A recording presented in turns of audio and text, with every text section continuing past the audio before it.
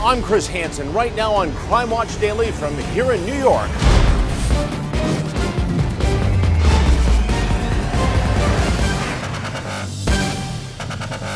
The video is haunting. You're gonna kill me!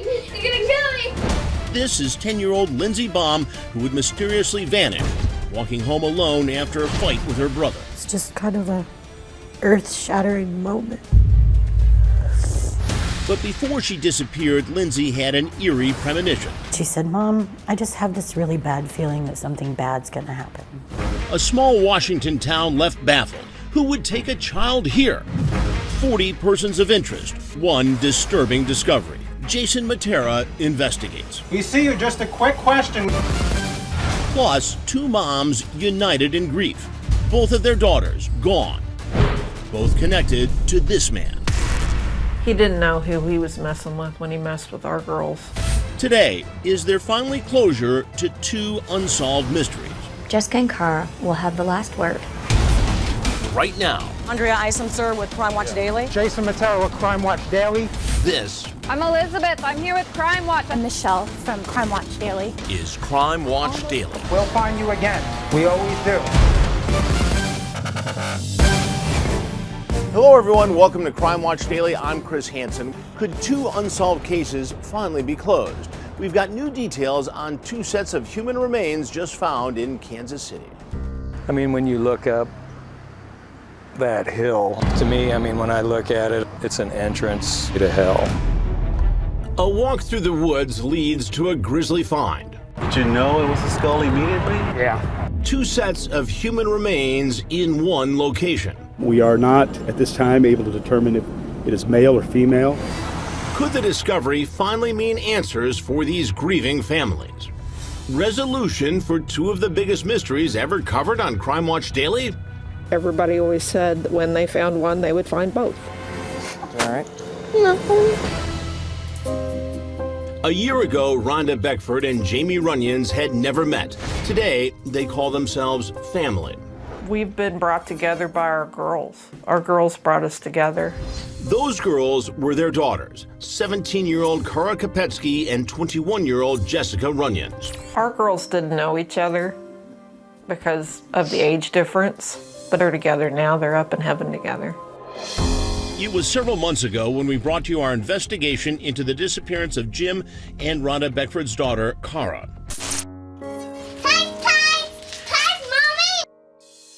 At the time, it had been 9 years since the Belton, Missouri teen was caught on camera leaving school early to meet her on-again, off-again boyfriend, Kylr Yust. In this recent update from our Kansas City, Missouri Fox 4 affiliate, an old friend of Kylr's describes a conversation he had with Cara not long after she left the school. I can hear it whenever I say the words that she said. I can hear her voice saying, What did she say? "Hey Kyle, you want to hang out with me and Kylr?" "No, I got a job interview. I just woke up." "Oh, okay. All right, we'll talk to you later." That was it. After that, Cara was gone, never to be seen again. It was only a few days after Cara had filed a protection order against that boyfriend, Kylr, after he allegedly abducted her from work and threatened to slit her throat. Cara's parents immediately suspected Kylr might know more about her disappearance. And one of Kylr's old friends, Caitlin Ferris, even told our Andrea Isom he went as far as to confess to Cara's murder. She basically explained to him that she didn't want to be with him anymore. Then he said he kind of just freaked out. Things got a little physical, and the next thing he knew is she wasn't breathing. But without a body, police said that was all circumstantial, and for nearly a decade, no significant breaks in the case. Then, on the same night our story on Cara Kopetsky aired, another Missouri girl went missing. Last known contact? Kylr Yust. My first reaction was, he did it again. The minute they said his name, I knew it wasn't a good thing. This time, the missing girl was Jamie's daughter, Jessica. Ready, Jessica? Ready, go! Ready? Make! She had last spoken to her daughter the night before she vanished. We all had this group text and it was called Fam Bam. And we would all send, pictures and stuff right before we go to bed. Her last picture was her and Tig, her cat. Along with 2 final words, sweet dreams. The next night, hours after our story on Cara aired, Jessica left a house party with Kylr Yust and dropped off the map. When Jessica went missing, I went to the police station, and I didn't know about Kylr. I never knew Jessica had any connection with Kylr. The first thing I saw when I Googled him was Cara's name. As if confirming the worst, the charred remains of Jessica's black Chevy Equinox were found the next day. It was a vehicle we believe we may have seen during our first investigation, parked in the driveway of Kylr's grandfather's house. Either way, shortly after the smoldering car was found, Kylr Yust was arrested for knowingly burning the vehicle. It was around that same time that Jessica's mom picked up the phone to call a woman she'd never met. I called her day one when I reached out to her, and she kind of told me what to do, and I did it, and we kept, back and forth communication. When you're in this situation and you don't know where your daughter is, you reach out to anybody and everybody that you think can help you. And after 10 years, we're kind of experts when it comes to Kylr. But what actually happened to their girls? Even with Kylr in jail on a $50,000 cash bond for burning Jessica's car, and even with him allegedly confessing to killing Cara, no charges have ever been filed in connection with either's disappearance. And during our first investigation, Lieutenant Brad Swanson of the Belton PD told us that at least for Cara, that was because there was no physical evidence to even indicate foul play. I want the family to get some type of resolution, but at the same time, I want it the right way. Whoever did this, I will get charged someday, and when that charge gets filed, it will stick. I promise. But now, 7 months after Jessica's disappearance, 10 years after Cara's, breaking news out of Missouri. I'd like to remind everybody that, we've got some families out there that are trying to find closure on some of the incidents that we know are hanging in our community. Just weeks ago, a man hunting for mushrooms made this gruesome discovery. Just walking down the fence row there and looking on the ground for mushrooms, and seeing a reflection over there, and 15, 20 yards on the other side of the fence was a skull. Police moved in after that and found another set of remains not far from the first. Both were sent to the lab for identification, and for one of these moms, a very bittersweet conclusion. Our thoughts and prayers go out to the family. Coming up, it's just hard. One piece of a very dark puzzle finally revealed, and we're just going to collect the evidence to see exactly how she got there. How close are we to case closed? The girls are going to have the last word. He didn't know who he was messing with when he messed with our girls. Next week will mark the 10-year anniversary of Cara Kopetsky's disappearance, and her family is hoping it will also mark the year they find out what really happened to Cara, and the year police finally are able to put the man responsible behind bars for good.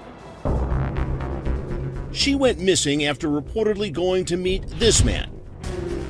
9 years after that, so did she. Kylr Yust is now behind bars for knowingly burning Jessica Runyon's car after she disappeared. So where is she? And where is Cara Kopetsky? After months of fruitless searches, 10 years of heartache for Cara's family, it seems we may finally have answers to those questions. Just weeks ago, 2 skulls were found not far from where the girls disappeared. Once they have collected up the evidence today, they'll look at that, analyze what they have, and then determine who's going to take custody of that for testing, analysis, and that type of thing.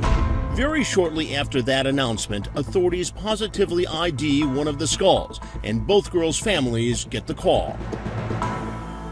They say, the moment you feel like you're going to give up is the moment you find answers. It's just hard. It's the hardest thing anybody will ever have to go through. They said that the first set of skeletal remains have been identified, and they told Jamie just like that it was her daughter Jessica. I was numb.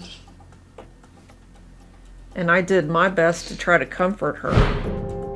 It wasn't what anyone had hoped for, but after nearly a year of wondering what happened to her little girl, Jamie Runyons finally had some answers. So what about that other skull found in the same location? And then they looked at me and they said the other set of skeletal remains could take up to a year to identify. A heartbreaking setback, but both Rhonda and Jamie believe they know what the results will be. We're still waiting to get that answer.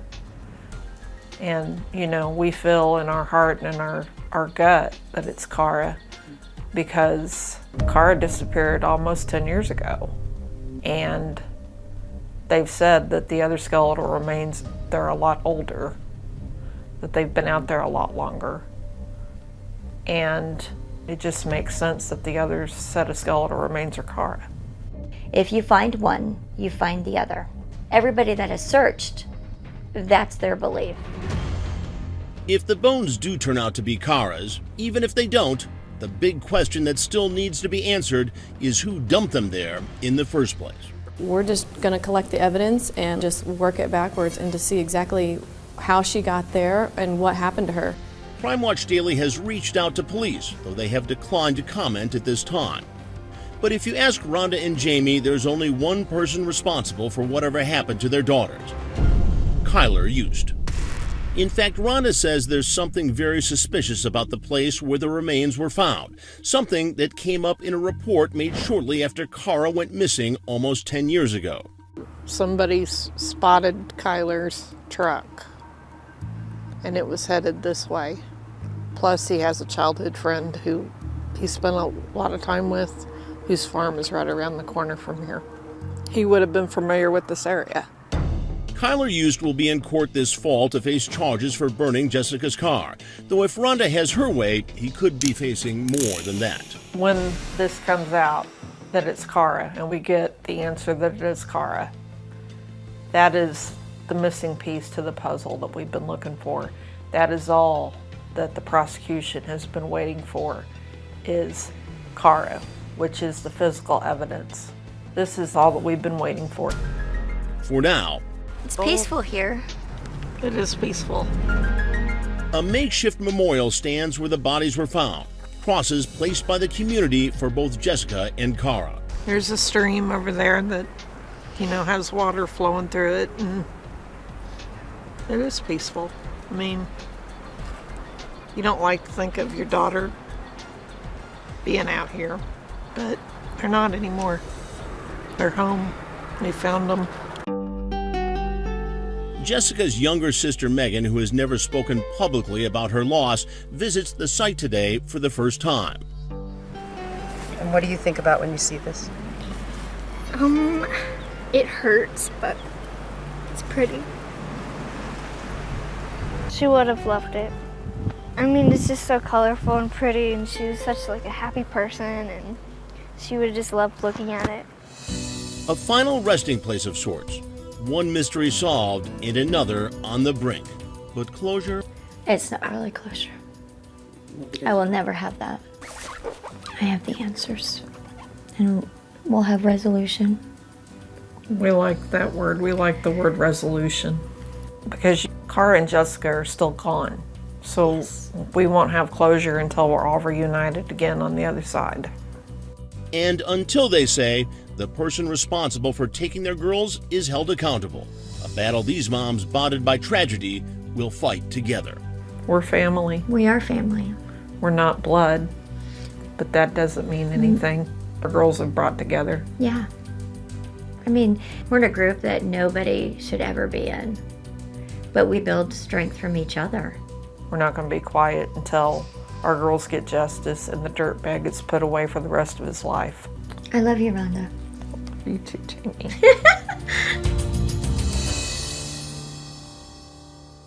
And Kylr Yust is no stranger to trouble with the law. In 2011, his then pregnant girlfriend filed a restraining order against him after accusing him of trying to choke her to death as well as killing her 3 cats. In 2013, he was sentenced to nearly 4 years in prison on drug trafficking charges. Before that sentencing, a judge asked him if he had anything to say, to which he replied, "Eat a steak for me." He's currently being held on a $50,000 cash bond.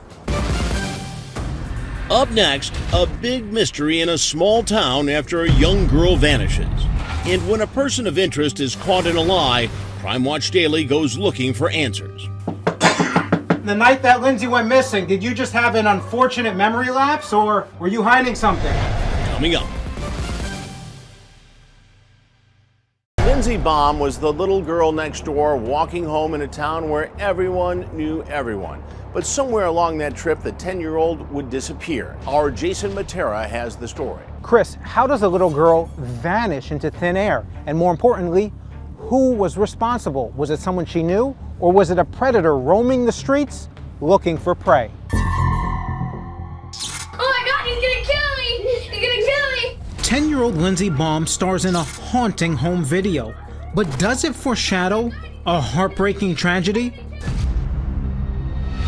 Lindsay would soon mysteriously vanish while simply walking home from a friend's house. You realize you saw your daughter walk out your door just a few minutes ago, and you don't know when or if you'll ever see her again. It's just kind of a earth-shattering moment. In a small Washington town, investigators quickly amass a long list of 40 persons of interest, those who might know how Lindsay mysteriously disappeared. But some of them didn't remain a person of interest for very long because we were able to quickly determine that they had no knowledge or involvement in her disappearance. But exhaustive police work soon yields tangible clues when surveillance video and witnesses lead cops to believe 2 remaining on their list are outright lying. He denied being in McCleary when she disappeared. We would later find that was not true. The night that Lindsay went missing, did you just have an unfortunate memory lapse, or were you hiding something?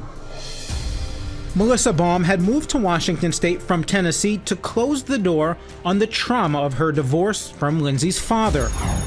And McCleary, a small town of 1,500 people west of Olympia, seemed to offer the peace and hope Melissa wanted for herself and her children, Lindsay and older brother Josh. In Tennessee, we lived in smaller communities, and we weren't used to living in town.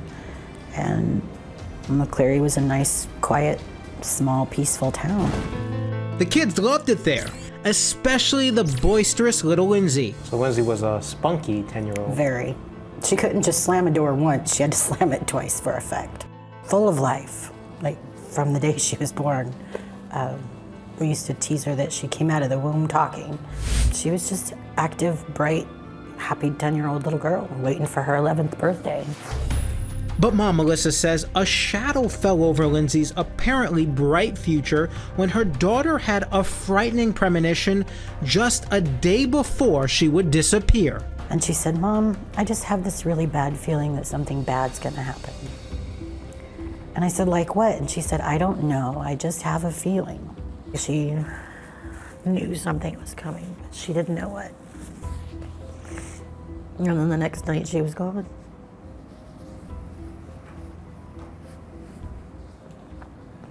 Sorry.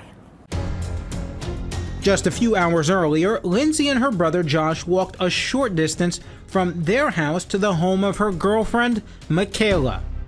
And along the way, a family friend told Josh to go back after he had a fight with Lindsay over a bike. And he walked in the door not 5 minutes after that, mad that Lindsay left his bike. Lindsay would head home shortly after, upset that Michaela was not allowed to stay over at her place that night. Well, it was a Friday night, about 9:30, when she left her friend's home. She was going to walk to her home. Her walk would have taken her about 7-8 blocks to get to her house. She never showed up. When did you realize something was wrong? Once it was dark and she wasn't home, and she had left Michaela's probably 30 minutes before that. I don't know. I think it just kind of happened gradually.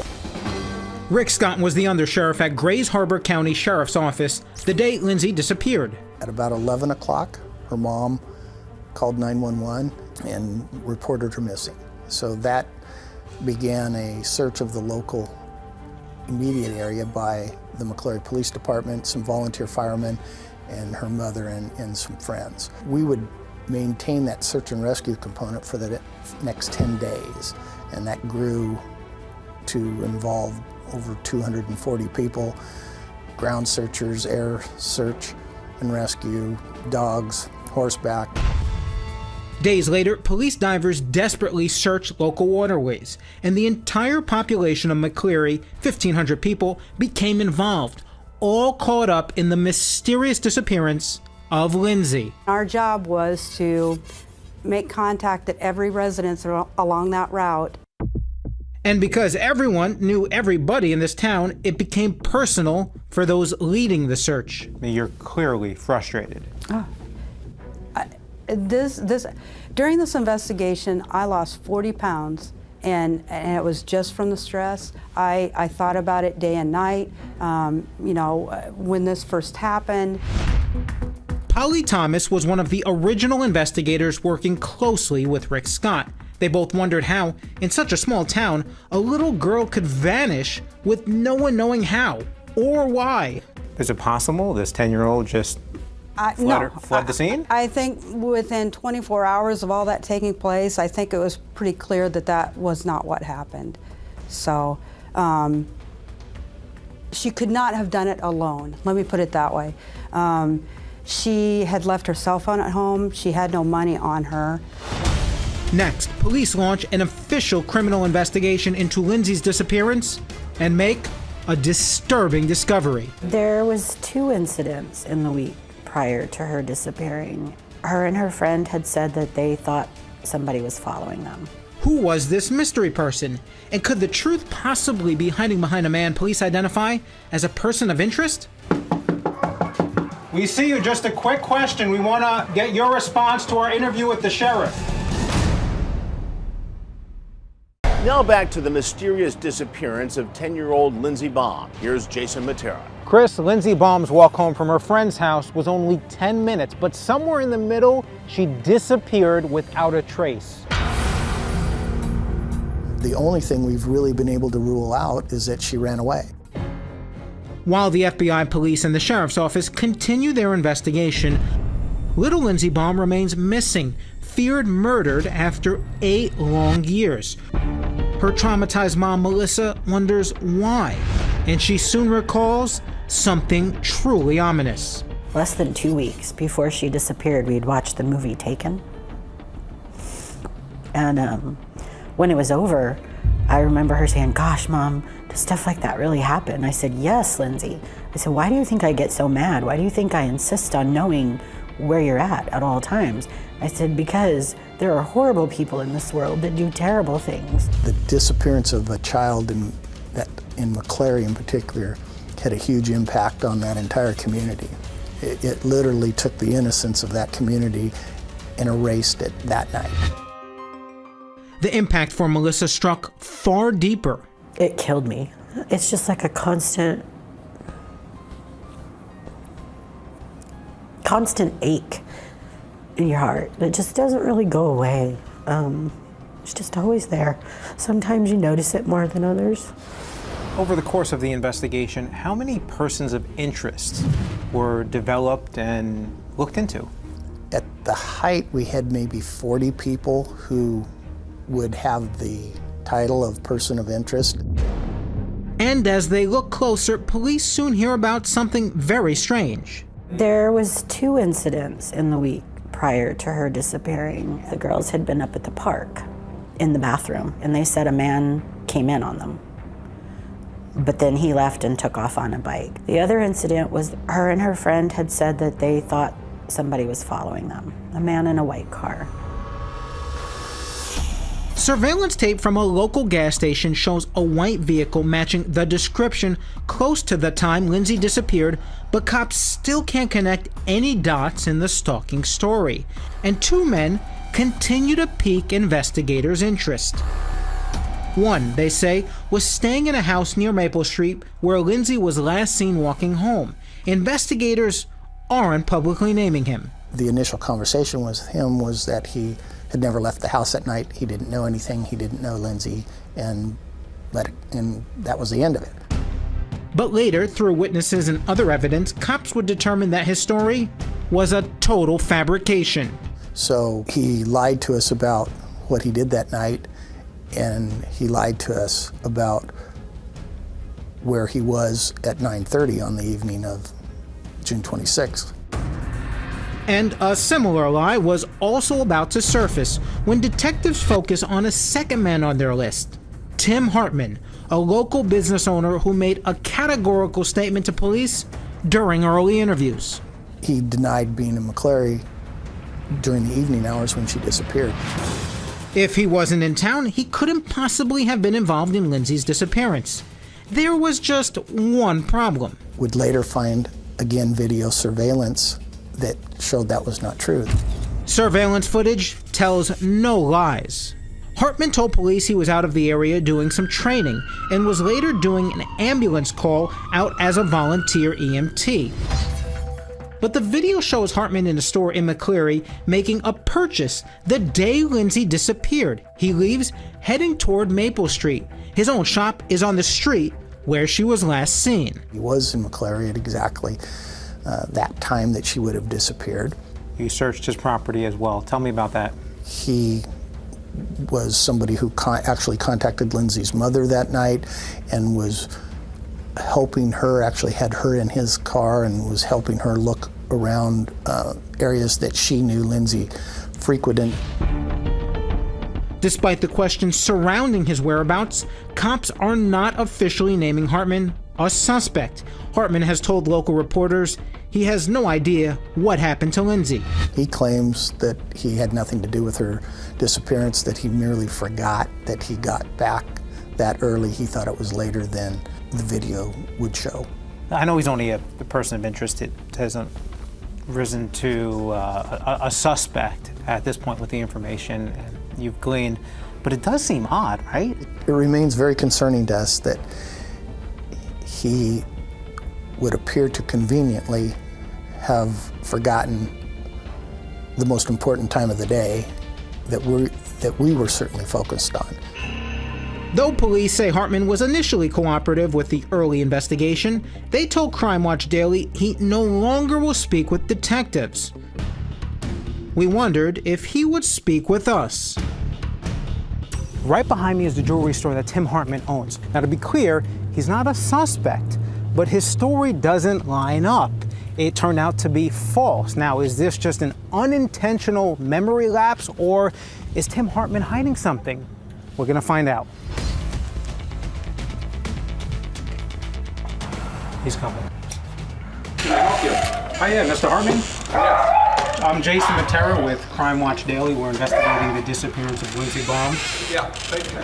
No, Mr. Hartman, you don't even want to know what we have to say? Seriously? Come on, let's go around. You can see him right there. Hey, he knows we're here.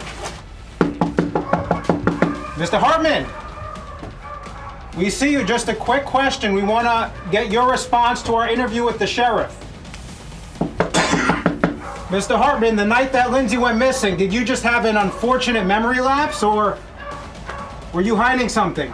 In our interview with the sheriff, he's mentioned as a person of interest. Again, he may have nothing to do with it, but just say, hey, this is why I made either a false statement to the police or a wrong statement. Instead, he wants to hide behind this door. And that's where Tim Hartman stayed. However, he has told police he unintentionally gave them false information. In his case, there were several things that proved not to be true with what he initially told us. That being said, there's no evidence to point to anybody's having any involvement in her disappearance. Today, Hartman remains a person of interest in the disappearance of Lindsey Baum. Whoever did this needs to understand that we're not going to go away. This case will remain an active investigation, and we're going to continue to work this until we find her and bring her home. I imagine any parent has felt, at least for a moment, when you lose sight of your child in the grocery store, or they get lost in the mall, or they wander off in the neighborhood. That's been going on for almost 8 years. That feeling doesn't go away with time. Lindsey disappeared at the age of 10. An artist provided this impression of how Lindsey might look as a teenager. There's no one piece of evidence that points to an investigative path or scenario that says, well, we know now that she was the victim of a stranger abduction, or we know that she was the victim of an abduction by a family member or an acquaintance. We don't have anything that has allowed us to be that focused, and without that focus you can't really clear anyone with 100% certainty. Wherever this pretty, brown-haired, brown-eyed girl is, let it go. She is long remembered by everyone in her hometown of McCleary. What do you need to crack this case? We need the hot tip to come in. We need the person who knows what happened to Lindsay to step forward. And help relieve a mother who still longs for an ending to a tragic story. Wish I could go back. The night that she walked out the door, I heard this little voice in my head saying, make her come back. And I didn't do it. And that's haunted me every day for 8 years. I have to believe that it's going to be solved. And if it's not in my lifetime, I promise I will hunt from the grave whoever was involved. If I have to follow them to hell to do it, I will. There was a $35,000 reward for information that leads to Lindsay's whereabouts and for the arrest and conviction of the person responsible. If you know anything, you are urged to call 1-360-249-3711. Coming up, a convicted felon claiming to be a cosmetic doc. He said that when you go home, put a vacuum cleaner thing on your face as well, actual vacuum cleaner, and suck on your skin. All new details on the alleged con man. What happens when he's confronted about his shady past with a long list of reportedly phony professions? We're done with this conversation. We're not done. Next. His name tag says Dr. Craig, but he's no doctor. In fact, this Phoenix man is a convicted felon who was just busted by our local affiliate ABC 15, operating a medical clinic that offered things like Botox and human growth hormone, all of it without a license. Today, we've got new details on the not-so-good doctor and his long history of deception. Here's reporter Dave Biscobe. Hi, you camera read me? Huh? Is this a button? The guy in the white lab coat calls himself Dr. Craig, and he runs a cosmetic clinic in Tempe, Arizona, selling youth and making injections. Just let me clean the room and we'll get you in. The only problem? He's no doctor. In an exclusive investigation, I went after the alleged phony Botox doc months ago at his office. We're done with this conversation. We're not done. Now in a dramatic new development, this so-called shady doc has finally been busted, swapping his white lab coat for jailhouse stripes. There's allegations or there's concerns that we might have had syringes being reused. We don't know what type of chemicals or substances were in those syringes, and so there's a serious public health issue here. Craig Scherf was arrested, a grand jury indicting the alleged con artist on a whopping 29 criminal counts. He's not a man, he's a monster. I found Mario Della Casa, just one of the alleged victims listed in the indictment. He claims he went to Scherf for cosmetic injections, which he says left him bruised, his face sunken in. He said that when you go home, put a vacuum cleaner thing on your face as well, actual vacuum cleaner, and suck on your skin, pull on your skin, because that's going to create circulation. To put a vacuum cleaner on my face. And the phony Dr. Scherf is also facing an identity theft charge for the degrees hanging in his office. You heard right. Despite performing sophisticated procedures, he's never had a medical license in Arizona. He should have had BS behind all these letters. In court, his defense attorney asked the judge to lower Scherf's $20,000 bond. He's got nowhere to go and no desire to leave. He wants to deal with this. But the prosecution, arguing that nothing good will come of putting Scherf back on the streets. He can't seem to be honest with people or to work legitimately in the community. And the judge agreed, denying the bail reduction. I have some concern about the duration of activities that appear to be illegal. Scherf has pleaded not guilty to all charges, including unlawful practice of medicine and fraudulent schemes. And we feel like these are very, very serious charges. And at least for now, Arizona patients will be safe. What a piece of work this guy is. Now joining me is reporter Dave Biscoving from ABC 15 Arizona. First off, Dave, I've got to say, nice job exposing and helping to shut down a potentially dangerous situation here. Yeah, we're just really glad that we were able to expose this guy and that the Attorney General's office was able to get in so quickly and shut him down and get him arrested. So I know you reported Scherf's now facing 29 criminal counts. What's the status of those cases and how long could he see in prison? Well, there's a chance that there could be even more charges coming. We know that even more victims are coming forward almost every day. And the last I heard, he faces a potential sentence of about 16 years. Dave, can you run down a list of some of the things that Scherf has claimed to be through the years? I'm not sure I can remember them all. Let's see what I can think of. Navy SEAL, federal agent, doctor, reconstructive facial surgeon, stockbroker, Army doctor. I know I'm missing a couple, but that gives you an idea. It's amazing he was able to pull this off for so long, and I know the Attorney General in Arizona has a message for anyone who may have gone to Dr. Craig's office for any treatments. Yeah, if you've seen Dr. Craig, they want you to call the Attorney General's office and also go get checked by a real medical professional because they're worried about two things: the reuse of needles, and they have no idea the kind of substances that he was putting inside people. So there's a real concern there. I have no doubt of that. Reporter Dave Biscoving from ABC 15 Arizona, thanks so much for that update.